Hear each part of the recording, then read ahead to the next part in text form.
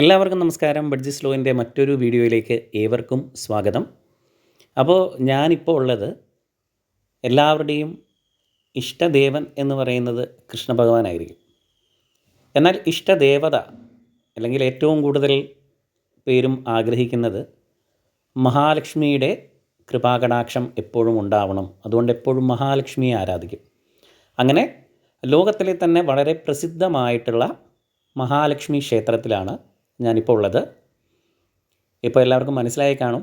അതെ, ഞാനിപ്പോൾ ഉള്ളത് മഹാരാഷ്ട്രയിലെ കോലാപ്പൂരിലുള്ള മഹാലക്ഷ്മി ക്ഷേത്രത്തിലാണ്. ഞങ്ങളവിടെ എത്തുന്നത് ദേവിയുടെ ദീപാരാധനാ സമയമായിരുന്നു. അതുകൊണ്ട് കുറച്ച് സമയം നമുക്കവിടെ കാത്തു നിൽക്കേണ്ടി വന്നു. ആ സമയത്ത് അറിയാവുന്ന ഹിരണ്യ സൂക്തം നല്ല രീതിയിൽ ചൊല്ലുവാൻ ശ്രമിച്ചു. അപ്പോഴേക്കും ദേവിയുടെ ദർശനം. ഇതാണ് കോലാപ്പൂർ മഹാലക്ഷ്മി. എല്ലാവർക്കും തൊഴുവാനുള്ളൊരു അവസരം നമ്മൾ ഈ വ്ളോഗിലൂടെ ചെയ്തു തരികയാണ്. ഓം ഹ്രീം മഹാലക്ഷ്മി നമഃ. അങ്ങനെ ദീപാരാധനയ്ക്ക് ശേഷം ഞങ്ങൾ ക്ഷേത്രത്തിന് വെളിയിലെത്തി.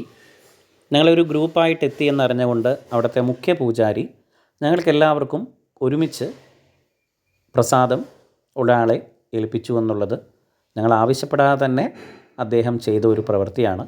അത് ദേവി ഞങ്ങളെ അനുഗ്രഹിച്ചു എന്നുള്ളതിന് മറ്റൊരു തെളിവ് കൂടിയാണ്. ഇനി ഈ ക്ഷേത്രത്തിലെ വിശദാംശങ്ങളിലേക്ക് നമുക്ക് കടന്നു വരാം.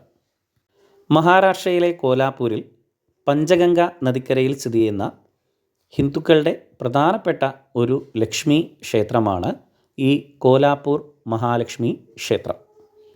7-ാം നൂറ്റാണ്ടിൽ ചാലൂക്യ ഭരണകാലത്ത് നിർമ്മിച്ച ഈ ക്ഷേത്രം ശക്തിപീഠങ്ങളിൽ ഒന്നാണ്.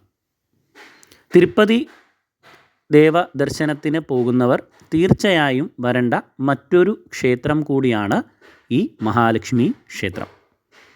നമ്മൾ തിരുപ്പതിയിൽ പോകുമ്പോൾ തിരുപ്പതി ഭഗവാനെയും അതുപോലെ പത്മാവതിയെയും കണ്ടു തൊഴാറുണ്ട്.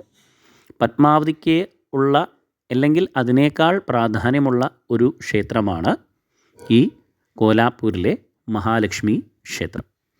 ഏകദേശം 3 അടി ഉയരത്തിലുള്ള കറുത്ത കല്ലിൽ നിർമ്മിച്ചതാണ് ഇവിടുത്തെ പ്രധാന പ്രതിഷ്ഠ. നമ്മളത് നേരത്തെ കണ്ടിരുന്നു. അതുപോലെ മറ്റൊരു പ്രത്യേകത, മാർച്ച് സെപ്റ്റംബർ മാസങ്ങളിൽ സൂര്യരശ്മികൾ നേരിട്ട് ഈ വിഗ്രഹത്തിൽ പതിക്കുന്നു. അതിനിവിടെ കിരണോത്സവം എന്ന പേര് കൊടുത്തിട്ടാണ് ആഘോഷിക്കുന്നത്. ഐശ്വര്യങ്ങൾ പ്രദാനം ചെയ്യുന്ന മഹാലക്ഷ്മിയാണ് ഇവിടെ കുടികൊള്ളുന്നത്. അതുകൊണ്ട് തന്നെ ഏതൊരു ഭക്തൻ്റെയും അഭിഷ്ടകാര്യങ്ങൾ ദേവി സാധ്യമാക്കി നൽകും എന്നും വിശ്വസിക്കപ്പെടുന്നു. എല്ലാവർക്കും മഹാലക്ഷ്മി ദേവിയുടെ അനുഗ്രഹം ഉണ്ടാവട്ടെ എന്ന് പ്രാർത്ഥിച്ചുകൊണ്ട് തൽക്കാലം ഈ വീഡിയോ ഇവിടെ അവസാനിപ്പിക്കുകയാണ്.